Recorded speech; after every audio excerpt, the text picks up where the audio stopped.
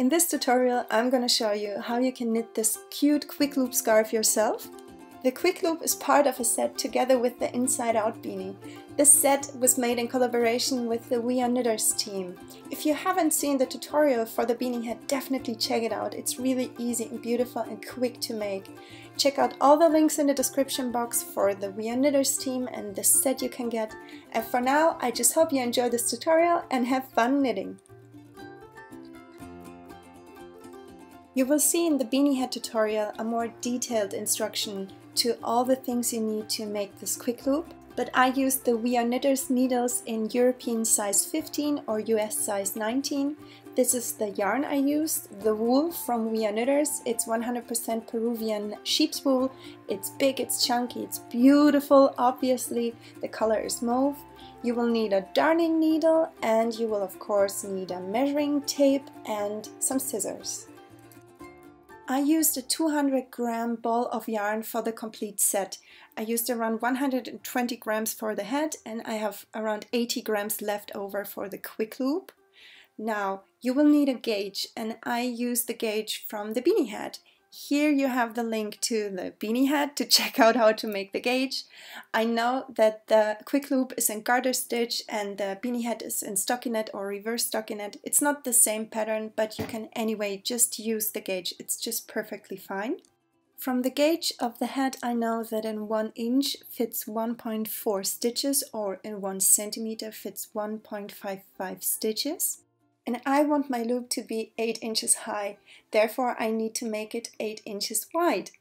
Now I know I can calculate 8 inches multiplied with my 1.4 stitches, the result is 11.2, or if you do it in centimeters, 20 centimeters multiplied with 0.55 stitches, again the result is 11.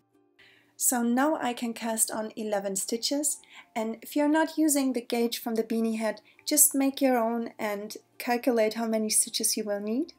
Here you see me casting on. I know I'm doing it very quickly. If you want to see a more detailed and slower version, check out the beanie hat tutorial in the description box. Just be sure to make your cast on stitches very loose and relaxed, otherwise your first cast on row will be too tight and not flexible enough. And here are my 11 cast on stitches, and as you can see it seems a bit too narrow, but it will widen when you knit it. I can then turn my work and begin garter stitch. Garter stitch is a very easy pattern. You just make knit stitches on both sides, including the first and the last stitch. In the tutorial from the beanie hat we made in the first and last a beginning and an ending stitch. You no longer need to do that if you come from this tutorial. Otherwise, just ignore what I just said and knit all your stitches. So you insert your needle from the front, you have your working yarn behind your left needle. You don't need to make tight stitches, so just keep them loose and relaxed, just so it's comfortable for your hands and for yourself, and take your time. You see, I'm finished here with my first row of knit stitches, including the last one, and I can then turn my work. I'm in the second row now and starting again with a knit stitch and knitting all along and doing nothing else but knit stitches. And this is pretty much everything you need to do. And I will be knitting until my ball of yarn is finished. I have around 80 to 90 grams of yarn left. Here it is from my beanie hat.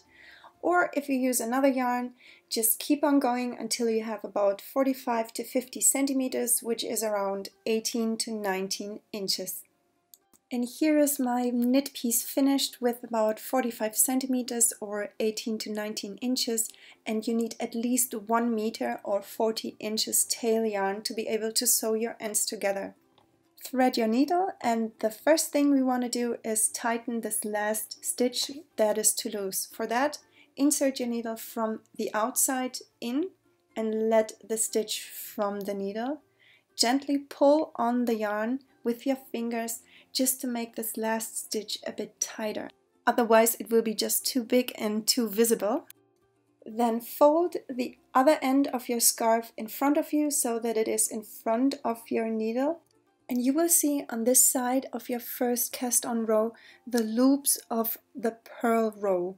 you will try to insert your needle into this very first stitch. It's right beside this little knot on the side. Pull your yarn from the top and then go from the bottom through the loop right next to it, so you have a bit of a U shape. Pull your yarn through and then you pick up one stitch from your knitting needle with your darning needle. Just pick it up and go back into the same loop where you came from. Go back inside from the top, pull your yarn through and go from the bottom in the loop of the stitch next to it. This is how you sew these two ends together.